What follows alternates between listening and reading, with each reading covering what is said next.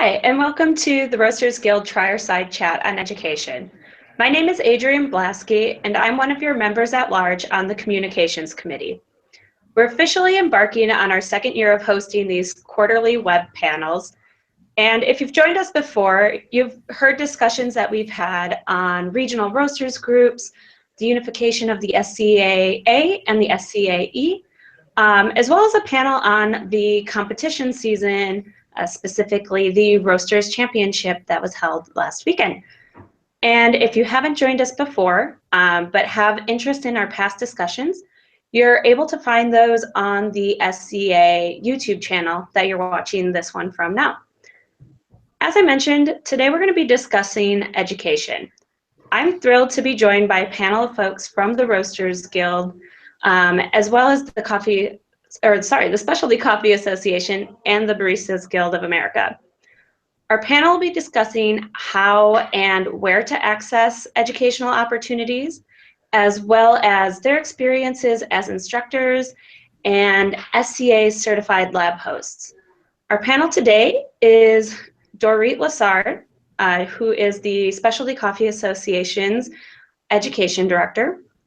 We have Rob Hoos, who is on the Roasters Guild Executive Council. He's also our Education Committee member, a published author, and Director of Coffee at Nosa Familia in Portland.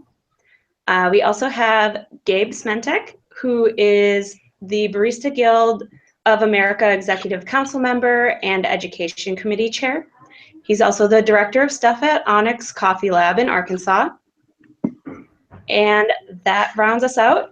You'll also see our friend Danny Goot, whose photo's in the bottom. He is our Communications Committee Chair and is just he's along for the ride, make sure everything goes smoothly. If you're watching live, please be sure to tweet in your questions to #RoastersGuild. After our panel discusses their experiences and their roles in education with the SCA, we'll have a live Q&A where we'll answer some of your questions and hopefully direct you to the answers. So now I'm going to hand it over to Dorit, who's going to talk a bit about her role as the SCA Education Director. Thank you so much. It's exciting to be here today. This is my first Google Hangout, so yay for the Roasters Guild on that one. I am the Education Director. I work closely with Susan Hollins, who is the Chief Education Officer, and we are mainly tasked with working on the unification of the two educational systems and rolling out our new curriculum basically at this point in time. So we work very closely with each of the guilds, also specialized instructors, campuses, and making sure that we are dealing with each of those aspects and seeing what needs to be done in order to have one education system at this point. So that's really my position in the education department. I'm really curious and available to start the conversation for anyone who has questions about your specific situation or maybe even in general about the program. I was really excited that I was invited to be a part of this hangout because we want to make sure that we are meeting people where they find themselves in their certificate program or even in their educational pathway in general. So that's where we are right now. For those of you who are curious about timeline and all those sorts of things, July 1st is the time in which we are hoping to roll out our Roasters curriculum, a 3-level curriculum at that point. And so we will be rolling that out in July. And of course, you will be hearing lots of information about that when that comes out. So I'm going to hand it over to the next person, unless there are questions or we want to take those afterwards, but that gives you kind of an idea of where I fit in the picture.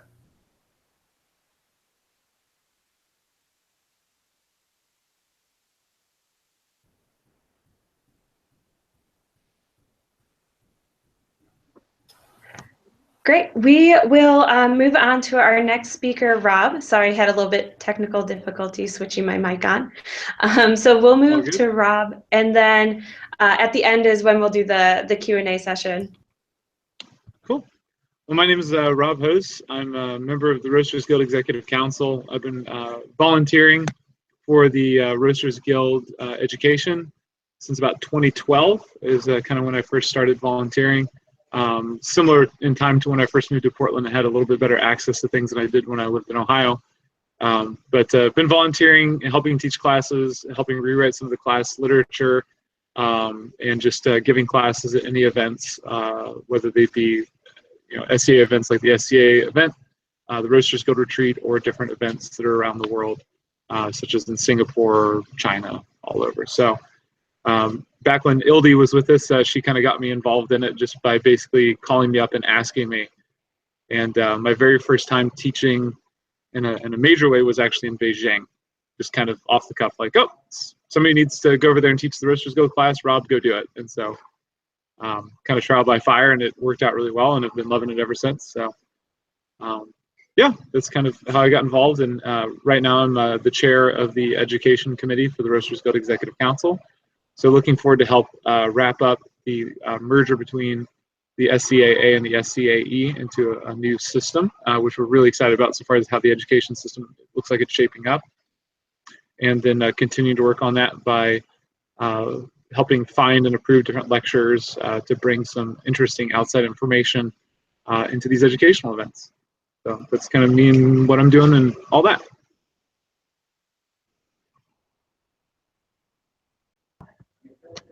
Awesome. Thanks, Rob. I'm sure there'll be some questions coming at the end, especially with unification and some of the rewrites on courses. So look forward to seeing what people want to know. Yep, absolutely. Great, thank you.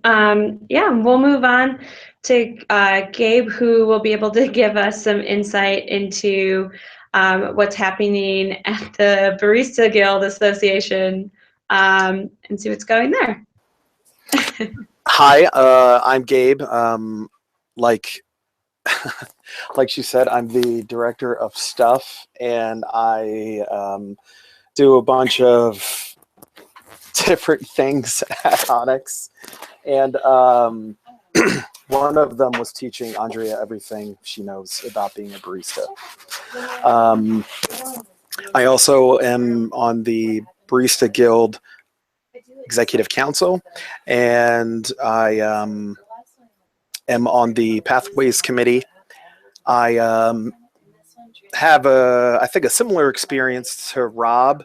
I attended some classes, I think just in the beginning, to get to know a little bit more about the community, and got involved in teaching that way. And that I found really rewarding, as some of you business owners and managers may know. It's a little bit more exciting to teach coffee to people that actually want to learn about coffee, as opposed to for just a job. So I found that really rewarding. And I've been teaching at events like SCA Expo and at various barista camps. It's been a really great experience, and it's been great networking too. By attending Barista Camp is how I first met Andrea, the owner of Onyx Coffee Lab, and how I was able to get a job here. Thanks. Fantastic. Thanks, Gabe. And I mean, we really just breezed through these intros. So I'm going to start the Q&A a little early. I think that it'll get us into a really good panel discussion here. So the first one is, a few of us have kind of mentioned pathways. And for anyone that maybe is a new member to the SCA, or anyone that's maybe not quite sure, what are the pathways? And yeah, I guess we'll start with what are the pathways, and you can get more into that from there. Yeah, so I mean, the major pathways are the Barista's pathway, Cup Taster's pathway, Coffee Buyer's pathway, and Roasting pathway. Am I leaving any out there, you guys? So I mean, those are the major buckets in which the education kind of filters.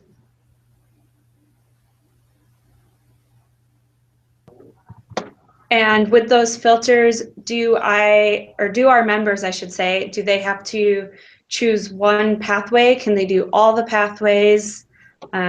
What's the plan with those?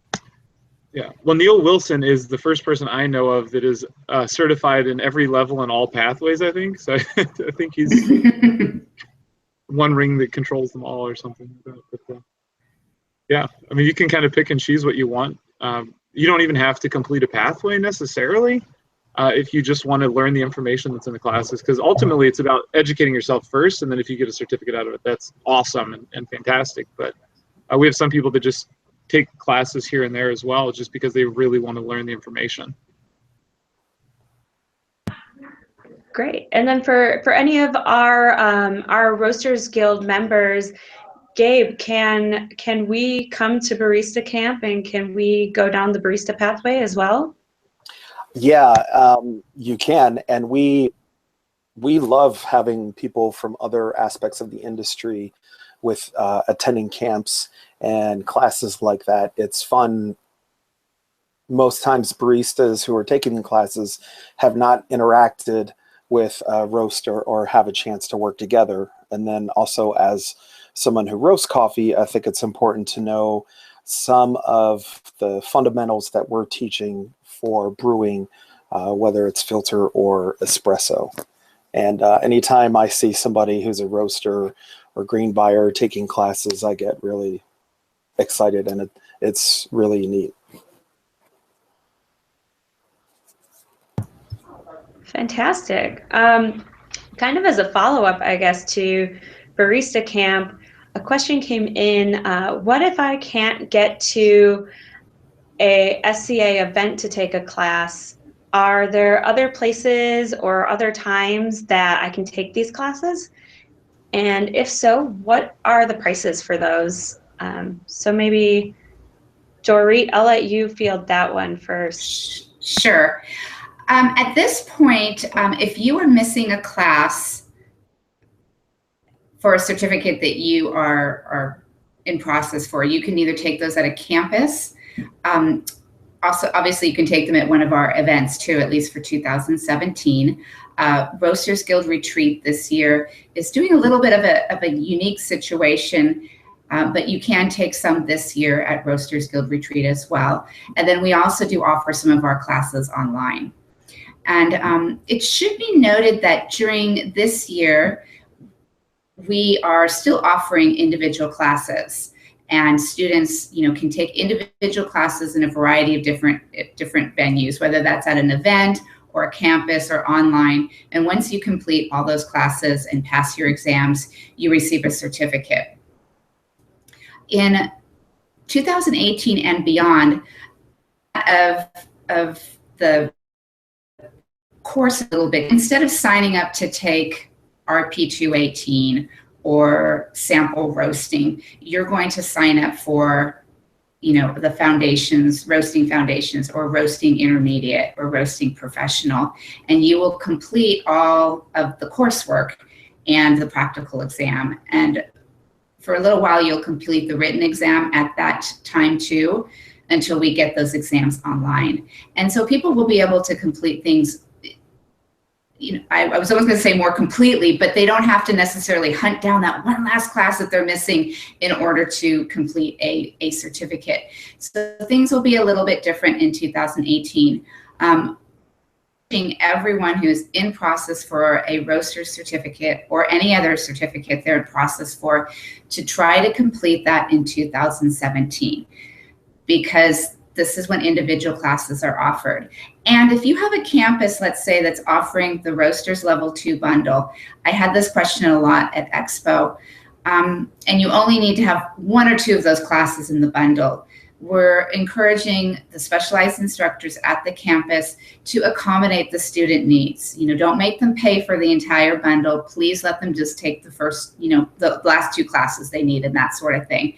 And so we are definitely working with each of the students what they need. And if they're not finding what they need out there, then they should contact me or Kim Ta, and we will work on finding a way for them to complete their certificate, because we in no way want people to lose their credits or class credits that they've time and money getting. And so we definitely want to be able to honor those. In terms of prices, our online prices are obviously online, but they range from $140 to $240, depending on if you're a member or non-member, for our roasting classes. And then some of our other foundational classes go anywhere from $95 to $165. If you're taking something at Expo, it's like $140, $240 again, but depending on if you're early bird or late bird, you know, depending on when we end up going into that situation.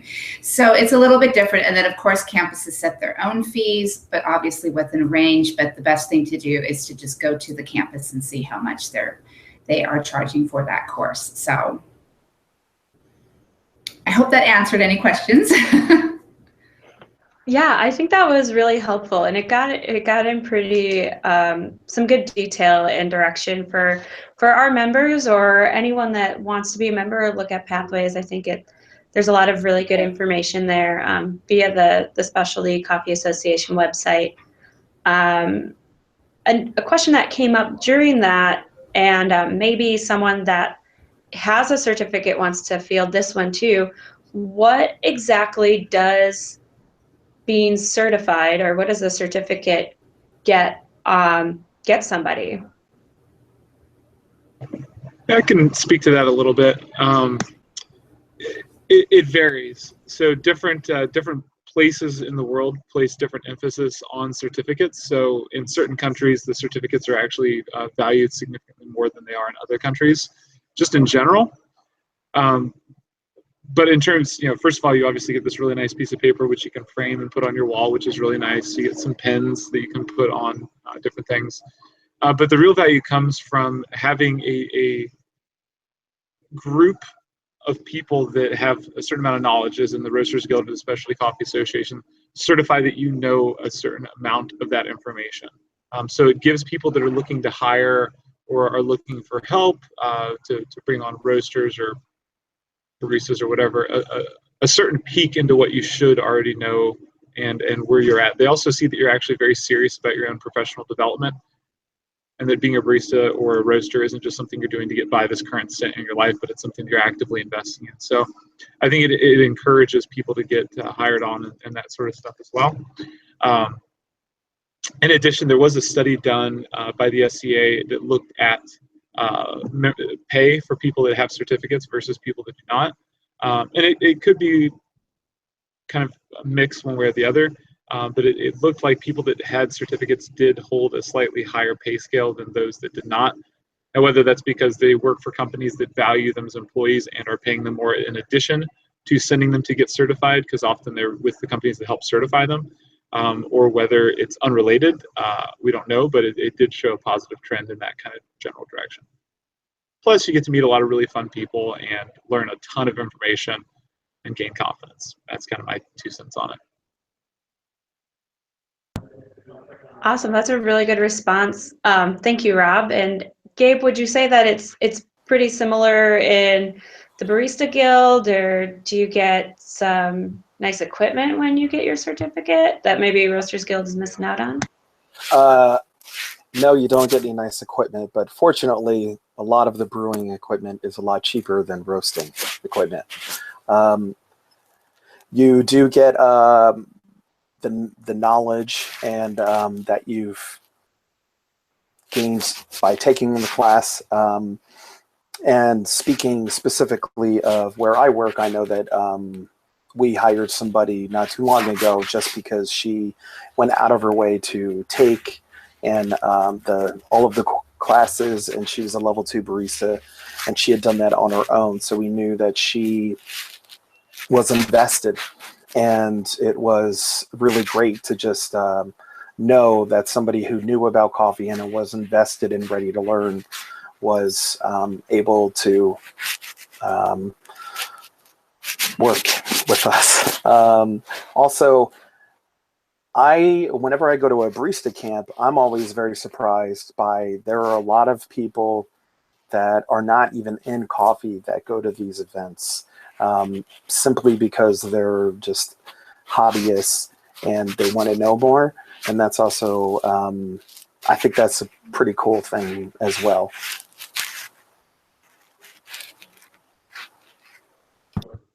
Awesome. Thank you for that.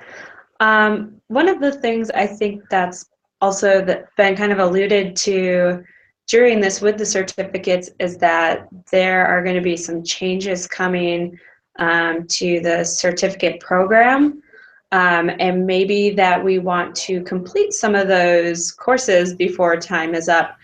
So I'm wondering if we can talk about what that deadline is and what is going to happen if you don't complete a certificate by that deadline. Well, I guess that's mine. We would like everyone to complete their certificates by December 31st, 2017. What really is happening is we just can't track individual classes anymore. We came to a juncture where we realized that we needed to go one way or the other. We needed to either track that people were taking just a course, which is how SCAE did it, or we needed to track individual classes. And I think no one felt like our recording was all that great in the sense of the amount of time and effort that it takes to record these individual classes.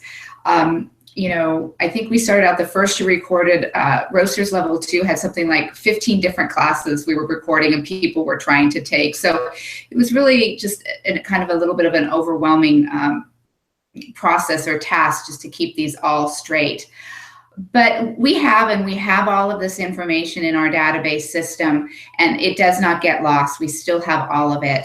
It's just that as we're moving forward, we won't be recording those sorts of classes. In the event someone does not complete that and they still want to complete the course, you know, it's not like something magical happens on January 1st, 2018. And of course, someone who has, you know, been diligent about trying to get the work done and trying to do this, we will try to accommodate them in, you know, January, February. But at some point, we need to move over to the new system. And so, you know, probably coming to me in June of 2018 or October of 2018 is probably too late. But of course, we always understand there's that transition as well. And we definitely want to make sure that no one's left out of the loop. So. Fantastic. Thank you so much. I was starting to have some Y2K flashbacks and was a little nervous. I do too. But remember, Y2K, it was all good. We were all good. Exactly. There's still time. So exactly. And that brings up another good question that someone has asked. Along with getting those classes done and those courses done, is there a best time to take those?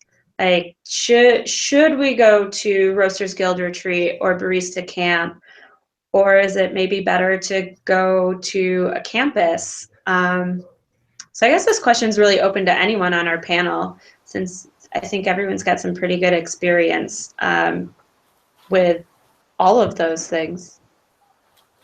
I would say that there is no best time to take any classes. I would do whatever's most convenient for you.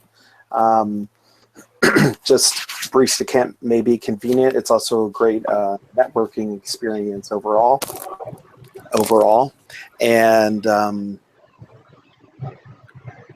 I would also go to SCA Education, check out their campuses, see if there's one nearby in your area. And they could be potentially having classes and you may not have known they existed. And I would also suggest that there may be some campuses that you attend that you had never thought of going to before. They may be in a region that is easy to get to or easier than you thought. And that campus may or may not have some better deals financially. Some campuses offer discounts on hotel rooms and things of that nature. So, and I think that they're always holding classes. Usually campuses are holding a different type of class once a month. I think there's definitely advantages and disadvantages to each. One of the nice things about going to the event or to Roasters Guild is all the networking that happens nationwide, or even internationally for people. So a lot of the ancillary things in addition to the classes are really quite nice. There's a ton of different station instructors, and you can hear a whole bunch of different things. But one of the advantages of the campus is that a lot of the classes kind of build on each other, at least with the Roasters Guild curriculum especially. And so taking them all in one spot at one time, I think also helps in a lot of ways, because it helps you put 2 and 2 together a little bit better, and maybe help build on some of those concepts where when you're spacing it out, maybe you lose a little bit of that. But yeah, I'm with Gabe. There's no real bad place to take the classes that we're offering. Thanks, guys. And then that kind of leads to maybe the next step after taking classes is being an instructor. So for anyone that's interested in teaching, how does one become an instructor? Do you want me to take this one? And then anyone who's gone through the process, you can feel free to jump in on that. But the process for becoming instructor will change a little bit as we move into this unified education program. It's actually become a little bit easier, I think, in terms of just trying to understand it or explain it as we move forward. But if you are a specialist, and so I'll just, there's a couple different buckets of where we find people in regards to instructor education or even desiring to instruct. You know, some people just want to teach at events, and that's really all they want to do.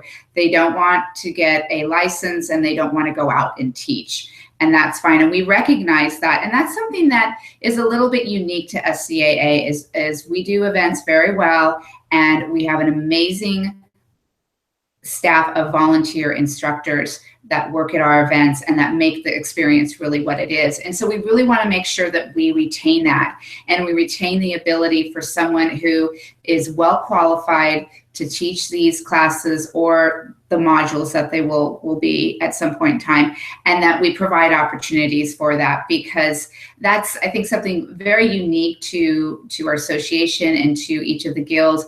And so we are very aware that we want to keep that in place. Requirements to teach at an event will roughly remain the same as they are right now. We will have a lead instructor, we will have some station instructors, but we recognize that we really don't need to change that too much because it's been working quite well. So we recognize that. In terms of becoming what we call a specialized instructor and what SCAE calls an AST or a authorized SCA, that stands for. We are migrating all of the specialized instructors. Everybody will be known as an AST at this point. If you want to become, like, let's say that you haven't been in the system at all, you've taken the classes, you have some certificates, and you think, hey, I might want to hang out a shingle and I want to teach roaster classes. At that point, what you would be required to do is you will have needed to finish foundation, intermediate, and professional courses in the roaster module.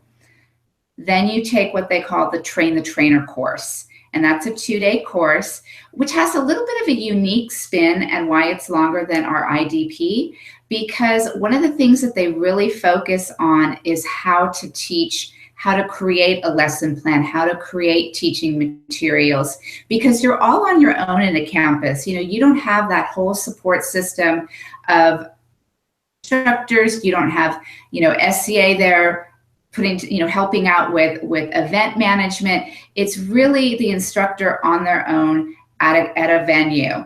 And so that's what the trainer course spends some time on, is making sure that you as an instructor, obviously you know your content material, you've gone through 3 levels within that particular module, but how do you do that teaching portion? How do you arrange the activities? How do you, you know, what's your classroom management? You know, what objectives are you dealing with then? How do you make sure that you cover all the objectives so students are well prepared to take the exams, practical and written? And so that's why that program's a little bit longer, because it kind of gets into the nitty gritty of that sort of situation. And also because trainers are not going to be required to work off of an SCAA approved PowerPoint. You must teach the objectives in that level, but you are now more than welcome to take the base SCAA PowerPoint or your own and modify that in whatever way you feel is the best way to teach your students. And especially because you may get a group of students that's very different than the group you had last month. And so, you know, being able to tailor some of your teaching to that. And I think Rob alluded to that a little bit, you know, when you're teaching the level all together in the same place, you know, you don't have a lot of repetition, or maybe you can go through some things quicker than others, depending on the level of your student that comes to the class.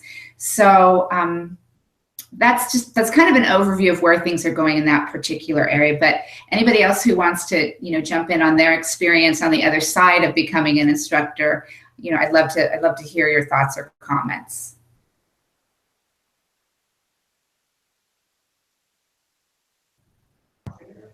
Well, I guess I don't have experience doing lead instruction, but as just like doing station instructing, I think it's been a really great way to learn from the lead instructors and to see people's different teaching techniques and what works in certain groups and what doesn't.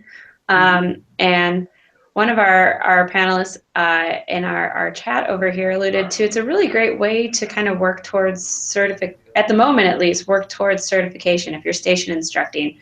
So not only get to teach things that you know and that you're confident in teaching, but also to kind of learn a bit more and build on what you already know. IDP, that class was a really great day of learning with other people that are excited about sharing knowledge and sharing information. So I think it'll be, I personally, I guess I can't speak for everyone, but I think it'll be fun to see what is in store for taking some of the higher level teaching classes and getting to see how we are going to integrate with our European friends and what opportunities are available with our unification too.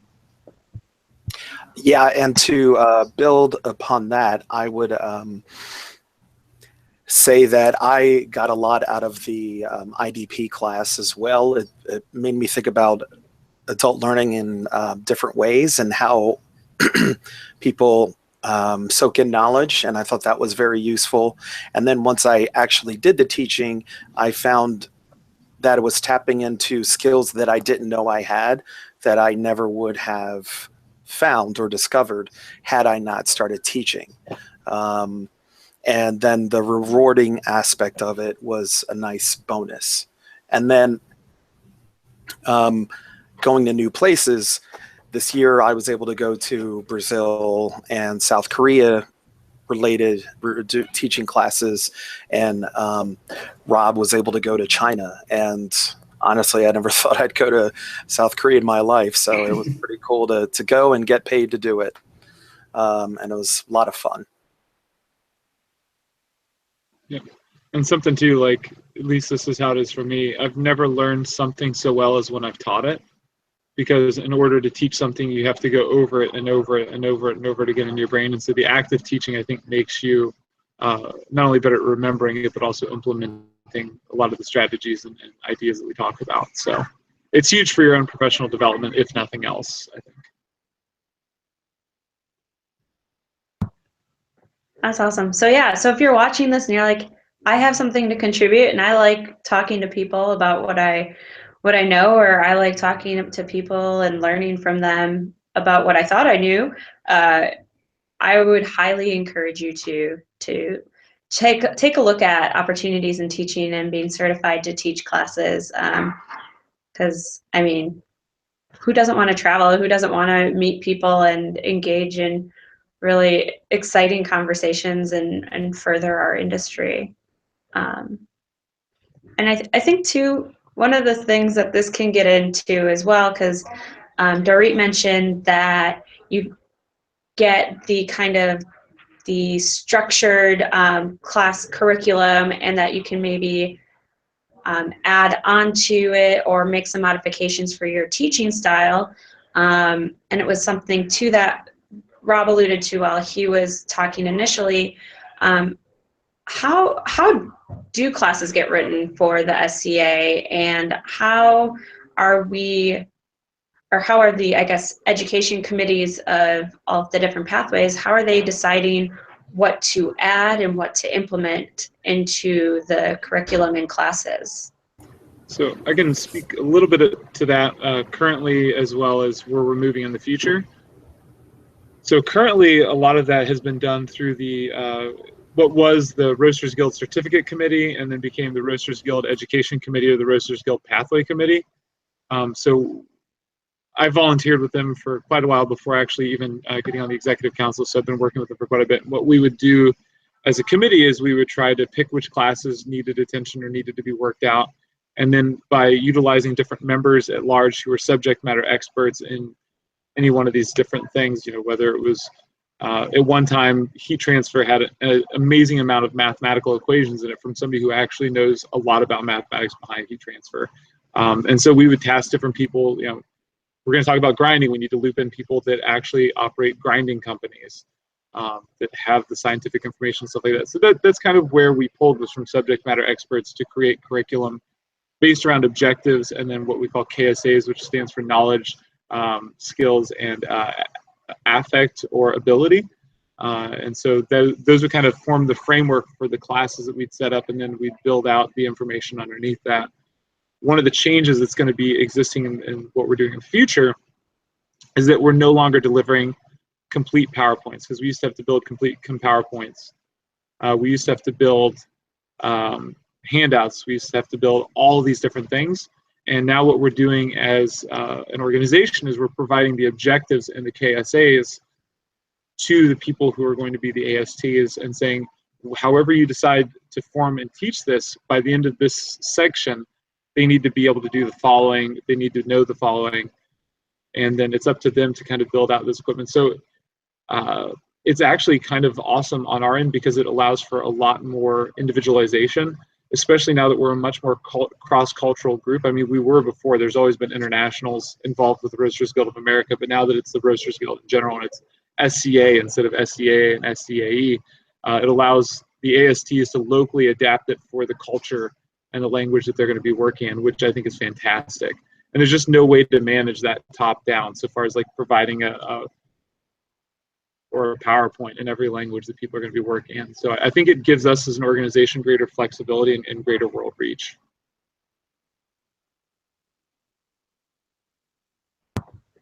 Thanks, Rob. Dorit or Gabe, or I guess even Danny, do you guys have anything to add to that? I think Rob said that beautifully. I have nothing to add on what he has, because it was so well said.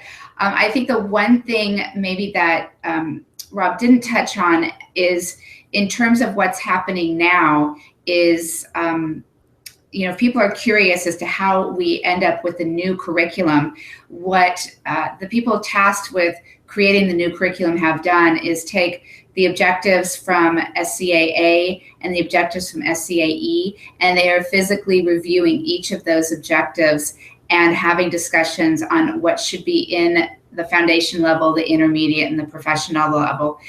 A lot of things were equivalent. Some things needed to just be moved around from one level to the other, and then other levels needed to be created depending on which module you're in. But that's the process that the groups are working in right now, and they're very busy with that. And what they will produce in July will be the agreed upon objectives for each of the levels. So, but Rob, you said it beautifully. Thank you so much.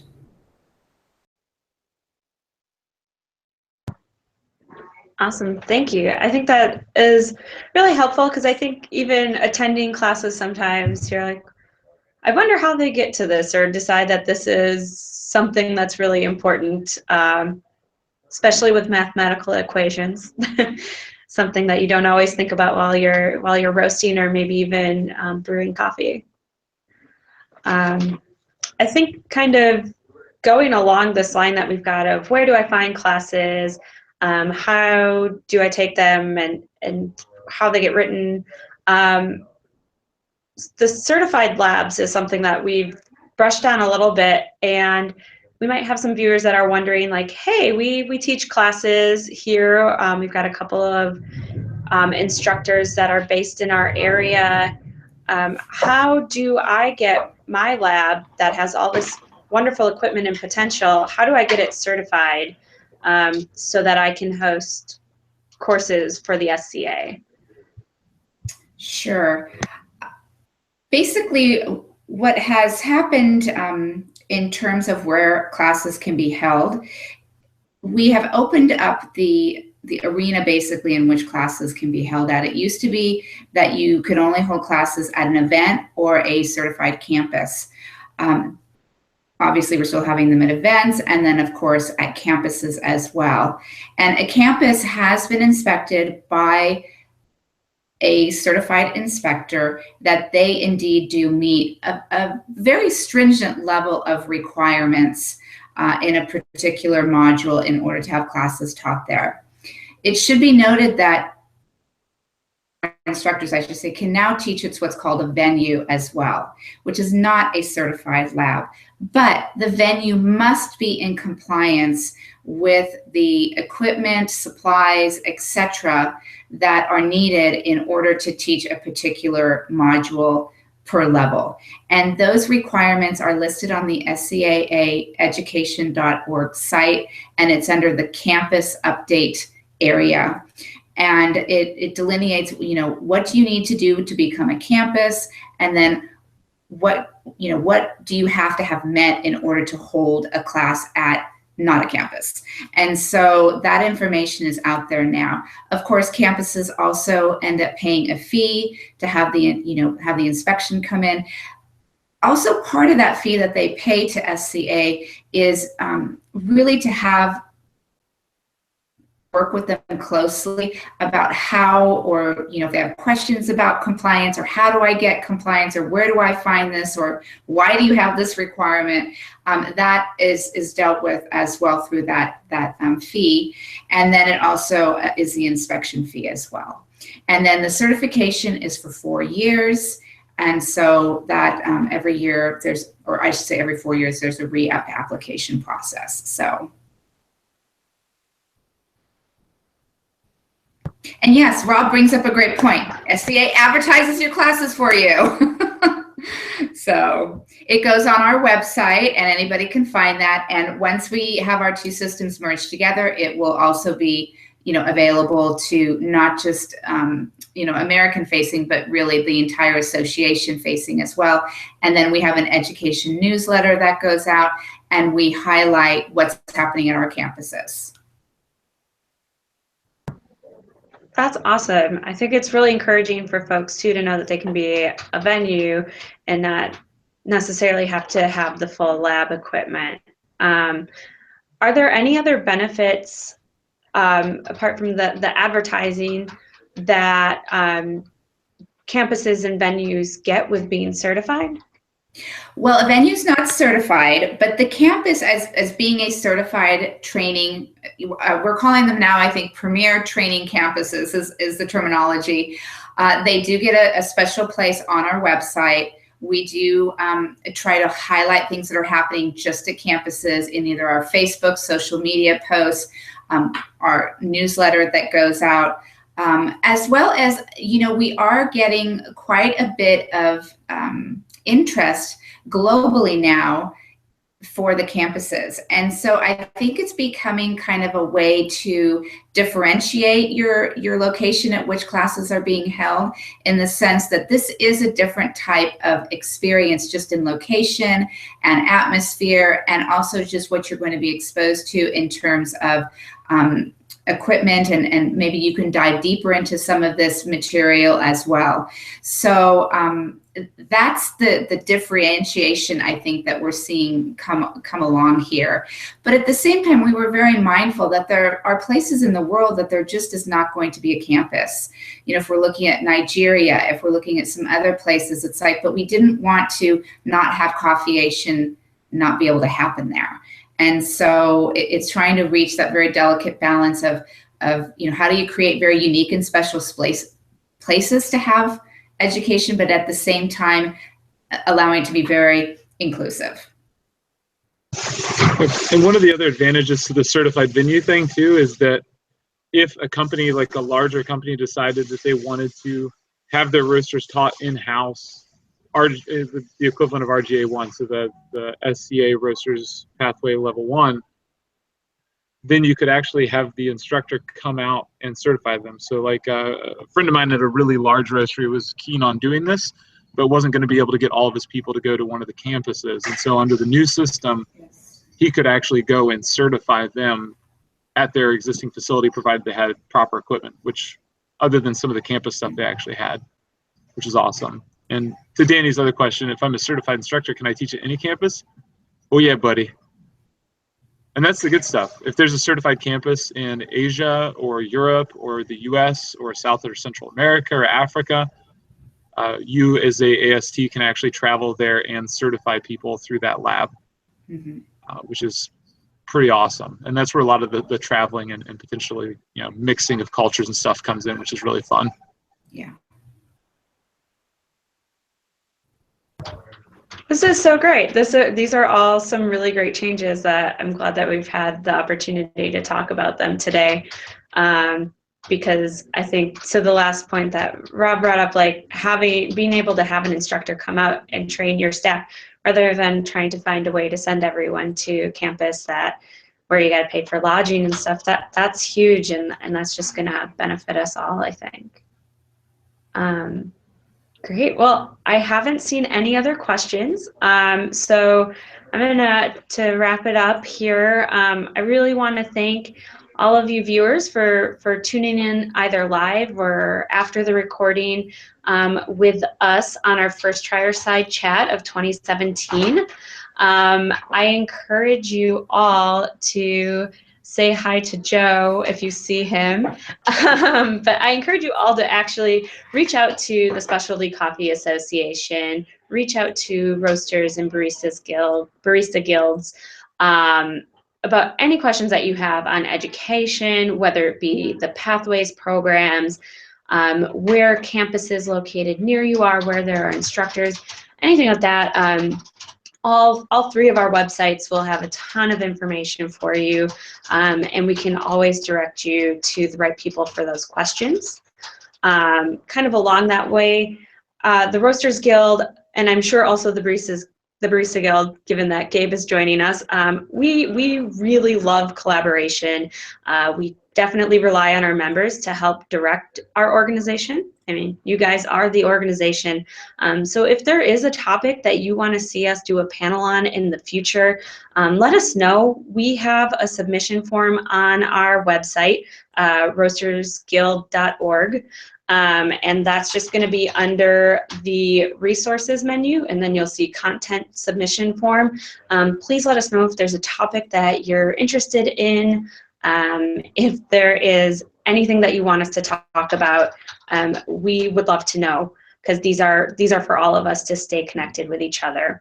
I also want to thank our panel for joining us, Dorit, Gabe, Rob, Lily, who's been making us all live, Danny for coming in and making sure we get a lot of good questions answered.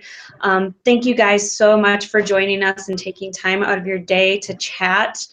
And next Trierside chat is going to be on Wednesday, June 28th. We're going to do 2 this quarter. So stay tuned to our Roasters Guild website, to our social media for more details on what the topic is. And yeah, I hope you all have, I'm going to do a really bad pun, I hope you all have a really cracking day. Ouch. Bye. Bye, guys.